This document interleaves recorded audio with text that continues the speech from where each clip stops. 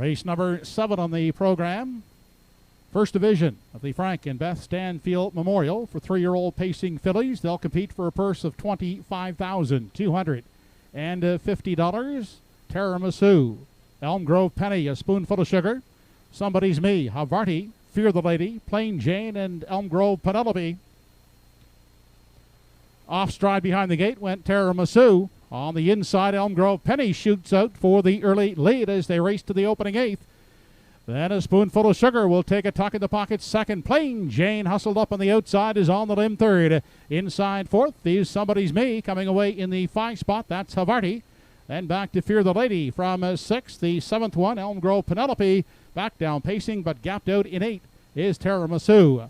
They arrive at the opening quarter and Plain Jane up to take over the lead from Elm Grove Penny as they continue on to the 3/8. It's Plain Jane now the leader by 2. Elm Grove Penny is sitting at second.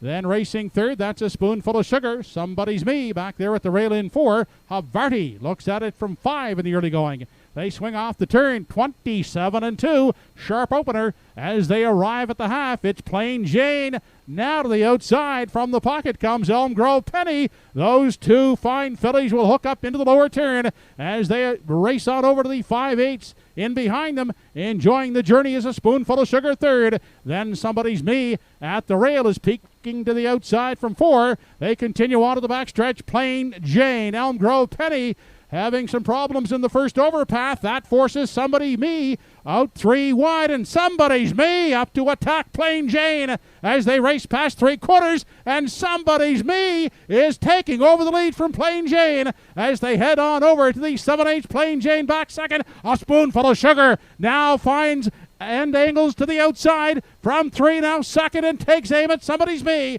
It's A Spoonful of Sugar up alongside Somebody's Me. 125 and 3 was 3/4. Down through the stretch they come. A Spoonful of Sugar drawing off to win the first division of the Frank and Beth Stanfield Memorial. Somebody's Me second. Third is Havarti. The mile in a sharp 1:55 1/5.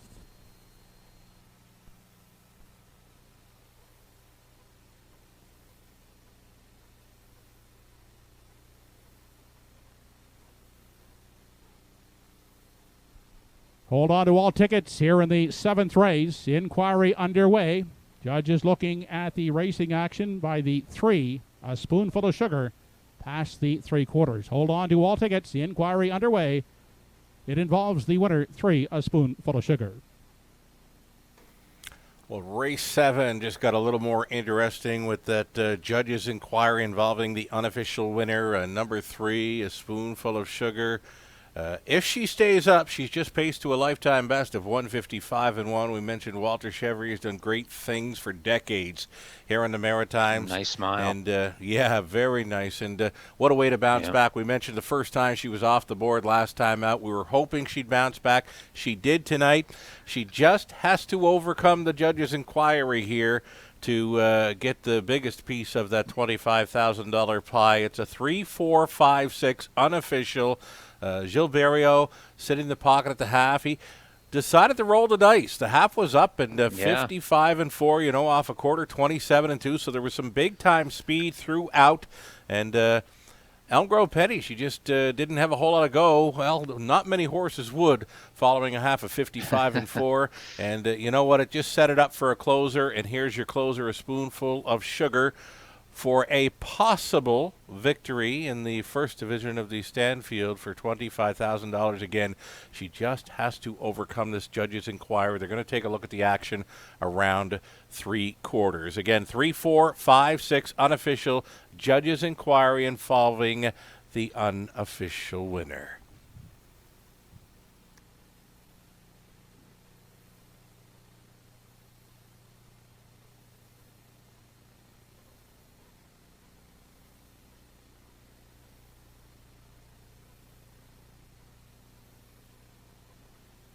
I mentioned too, Scott, there was some big money up for grabs for both the horses and the horse players. Yeah. If this 3 gets the win, one lucky horse players going home with $4,100 tonight. A lone pick 5 live to the 3. If the 3 does not stay up, there's going to be a huge carryover going into tomorrow evening. So you know what? Not only the horse people and the connections of a spoonful of sugar hoping she stays up, so too is that one horse player who's going to complete the pick 5 should number 3, a spoonful of sugar, stay up here. Yeah, next horse race very well. Judges have ruled that a spoonful of sugar did not violate any rules near the 3/4. A spoonful of sugar is the winner of the first division of the Frank and Beth Stanfield Memorial. Well, there you go, Sugar. We've got a spoonful of sugar coming back to the winner's circle in just a moment here. And like you say, a nice ticket there for the pick 5. You say over $4,100.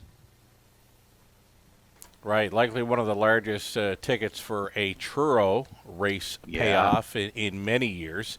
Yeah, coming back to the winner's circle, very happy connection. She survived the judge's inquiry, getting a look at a spoonful of sugar, a well-meant winner here for trainer Joe Baxter, Walter Chevry, veteran pilot in the sulky.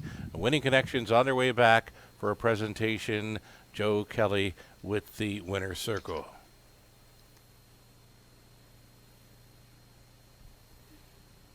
Operating back in victory lane is the winning filly of the first division of the Frank and Beth Stanfield Memorial. Number 3 on your card, a spoonful of sugar.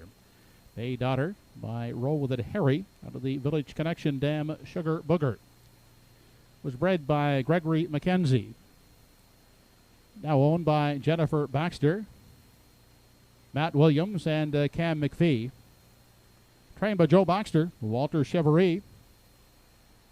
The winning driver, a spoonful of sugar, picking up a new lifetime mark of 155 1/5.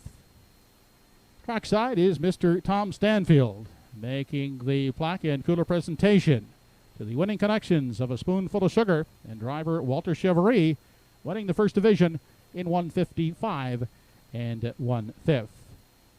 Of course, the Stanfield name is synonymous with success in the business community of Nova Scotia. They were famous and still are for their quality of their textile products. The Truro-based company has exported goods throughout the world. A lesser-known fact is that the late Frank and Beth Stanfield shared a passion for harness racing. They were involved in the sport for many years, owning close to 100 horses. They had a personal interest in the development of Truro Raceway. To Frank and Beth Stanfield, racing was not a business, but a sport that they both loved. The family owned the Longworth stables until Mrs. Stanfield's death in 1988. The Stanfields were biased in their selection of horses, favoring maritime breeding with special preference in their hearts for fillies and mares. Therefore, it is only fitting that each year the best 3-year-old fillies in the Maritimes battle one another in this prestigious event.